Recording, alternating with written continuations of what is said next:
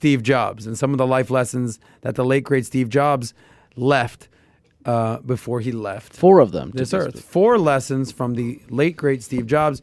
Here are 4 lessons from Steve Jobs. So for those of you who don't know, he died almost 10 years ago. So this October 5th will be 10 years since he passed. He died October 5th, 2011. So obviously created quite the legacy. Founder of Apple, Steve Jobs, Wozniak, the Woz. But Steve Jobs, controversial figure. If you've seen the movies, didn't make friends, but created quite the legacy. So here are 4 great lessons from Steve Jobs before his passing. Number 1, failure equals opportunity. What does that mean? Failure equals opportunity? He says, if you're willing to recognize and embrace failure, it could become a tool for success. Okay? Basically, don't let failure or haters weigh you down. You're not going to win everything, right? Fall 10 times, get up 11. 100%. An excellent example of this starts with Jobs' failure at higher education. He went to school. He actually started at Reed College in 1973, and then he dropped out, but then he started to drop in on classes that he actually liked and that were relevant. One was a calligraphy class of all classes. He loved the class, and he said that's the lessons that he learned in that class were a major influence in the design of Mac computers. What are the odds? Drops out of school and decides to drop in on this calligraphy class, and somehow that is a motivating factor in him designing Mac computers. Pretty gangster. We're all using iPhones these days. And if he didn't, drop in on that calligraphy class in 1973 in Reed College, who knows what would have happened. So you don't have to take every single thing from every single course. You can pick the ones that you can take some takeaways from. So one of the things, like I went, we went to college here. The one class that I remember taking in college, I took a listening class. What are the odds of that? But it taught you how to listen.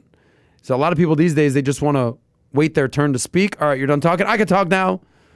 But as they say, you've got 2 ears and 1 mouth for a reason. You don't listen to see what talks next, for you to talk next. You listen to actually hear what the other person's saying. So I understand where he's getting giving that advice. Okay. Number 2 from Steve Jobs, keep faith through adversity. What does he mean? He says, sometimes life hits you in the head with a brick, but you should not lose faith. You don't often hear the word faith when it comes to business, right? The truth is that sometimes times are tough. Times are tough and faith is critical. Do you believe in yourself? Do you believe in what you're doing? Or are you just kind of like, I don't know, man. I don't know if this is going to work, but I believe in what I'm doing. That's faith. It can mean the difference between survival or disintegrating, right? So in money, one of the things I have faith in is the stock market. I don't think the stock market is going to crash and go to zero. I talk about not timing the market, time in the market. I believe in compound interest. And even when the markets are going badly, you weather the storm and think in the long term. So that's my little perspective. What's that noise, by the way?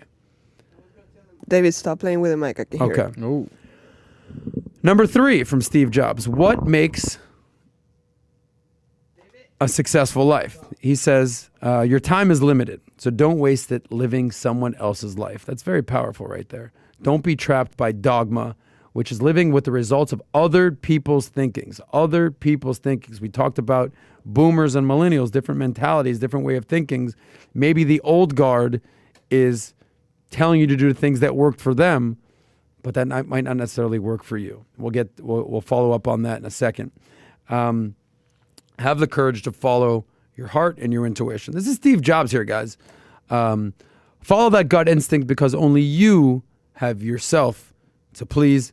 Don't let the noise get to your head. Okay, cool. Thank you, Steve Jobs. And number 4, stay foolish. What does that mean? Stay foolish. One of the most powerful quotes associated with Steve Jobs is stay hungry, stay foolish.